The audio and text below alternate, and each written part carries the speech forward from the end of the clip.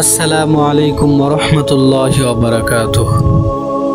সম্মানিত ABC channel শ্রোতা বন্ধুরা, আজকে শুনবেন জান্নাতি প্রিয় নবীজির সান্নিধ্য কিভাবে লাভ করা যায় এবং তার উপায়। মুফতি আব্দুল্লাহ নুমান বলেন, পৃথিবীর উষা লগ্ন থেকে সৃষ্টি যে প্রিয়তমের জন্য সাজিয়ে রেখেছে হৃদয় সিংহাসন, তিনি আর কেউ নন, তিনি হচ্ছেন আমাদের প্রিয়তম কামলিওয়ালা হৃদয়ের বাদশাহ হযরত মুহাম্মদ সাল্লাল্লাহু আলাইহি সাল্লাম। এটা শুধু একটি নাম নয়, কল্যাণ ও রহমতের অপরন্ত প্রফুল্ল ধারা। তার প্রেমে কাতর নয় কোন সে মন, তার দর্শন পিপাসু নয় কোন সে নয়ন, তার মমতার ভিখারি নয় কোন সে রাজা, কোন সে রাজ্য। আচ্ছা, এই দুনিয়ার বুকে তার দর্শন সৌভাগ্য লাভে না হয় বঞ্চিত হলাম, তাই বলে স্বপ্নের বাতায়ন হতেও কি একবার নসিব হতে পারে না তার দিদার? পৃথিবীতে সঙ্গ না পেলেও জান্নাত থেকে মিলবে না তার সান্নিধ্যের সৌরভ। জান্নাতি প্রিয় নবীজির সান্নিধ্য লাভ আমার আপনার বিকল হৃদয়ের নিবেদন নয় কি? হ্যাঁ, একজন সাধারণ মুমিন হৃদয়ে লালন করে এই সুপ্ত কামনা। জীবনে মরণে প্রিয় নবীর সান্নিধ্য মুমিনের হৃদয়ের তামান্না।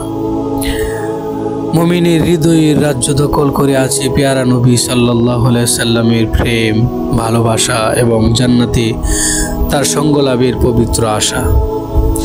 হাদিস ও ইতিহাস গ্রন্থে জলজন্ত করেছে এ ধরনের অনেক ঘটনা, অনেক ইতিহাস।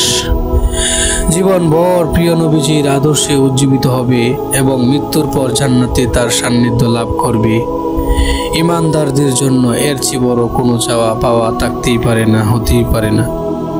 প্রতিটি মুমিনের হৃদয়ে আছে নবীর প্রেম, আছে প্রিয় নবীকে মন ভরে দেখা ও তার সঙ্গ পাওয়ার অধিকার ও বাসনা। তাই তো সৌভাগ্যবান ওই সমস্ত মানুষ, ওই সমস্ত হজ যাত্রীরা যখন মদিনা রওজা জিয়ারতে যান, তখন অনেকে নিজেকে ধরে রাখতে পারেন না। নবীজিকে এক নজর দেখার প্রবল ইচ্ছায় তারা আবেগাহুত হয়ে পড়েন, কান্নায় ভেঙে পড়েন, অশ্রুভেজা কণ্ঠে গুনগুনিয়ে গাইতে থাকেন নবীর প্রেমের গীত। দুনিয়াতে নবীজির সহবতে ধন্য হয়েছেন শুধু সাহাবা ইকরাম। আল্লাহ তাআলা কুদরতি ব্যবস্থাপনার কারণে দুনিয়াতে আমাদের সেই সৌভাগ্য না হলেও নিরাশ হওয়ার কোনো কারণ নেই। প্রিয় নবী আমাদেরকে নিরাশ করে যাননি, আমাদের জন্য অবধারিত রেখেছেন জান্নাতে সঙ্গ লাভের সুযোগ। তিনি জানতেন তার অনাগত উম্মত তার সহবত পাওয়ার জন্য বিকল হয়ে থাকবেন, তার সান্নিধ্য পরশ লাভের জন্য জীবন উৎসর্গ করবেন। তাই তিনি আমাদের জন্য এমন কিছু আমল উপহার দিয়ে গেছেন যা গ্রহণ করলে সহজেই আখিরাতে প্রিয় নবীজির সান্নিধ্য পাব, জান্নাতে তার সঙ্গে থাকতে পারব, নবীজির পবিত্র দর্শন লাভ করতে পারব, নয়ন শীতলতা, হৃদয়ের প্রশান্তি। আসুন সেই কাঙ্ক্ষিত সৌভাগ্য লাভ করতে নবীজির নির্দেশিত আমলগুলো জানি এবং লেগে পড়ি জীবনের পরতে পরতে তাকা বাস্তবায়নে মধুর প্রতিযোগিতায়।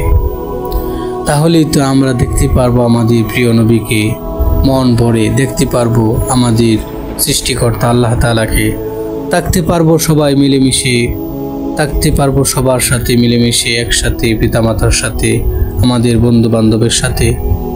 তাহলেই তো আমাদের এই দুনিয়াতে আসা সার্থক হবে, সার্থক হবে আমাদের জন্মের প্রতিটা সময়ের, প্রতিটা সেকেন্ডের।